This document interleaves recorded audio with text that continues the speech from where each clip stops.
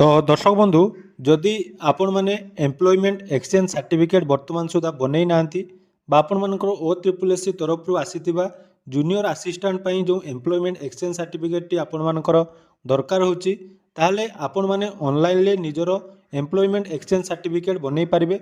Server issue पई बहुत पिला मानकर प्रॉब्लम होतला किंतु वर्तमान जाकी सर्वर इश्यू फाइनाली जाकी सॉर्ट आउट हेई सारलानी।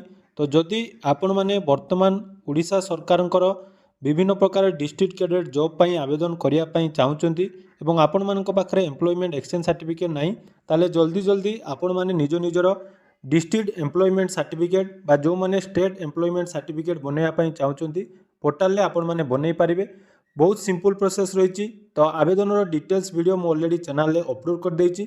नुआ ट्रिक रे केते बेले आपण मानकर आवेदन कले 100% आपण मानकर रजिस्ट्रेशन सक्सेसफुल होबो से विषय डिटेल्स जाकि वीडियो रे डिस्कशन कर देछि।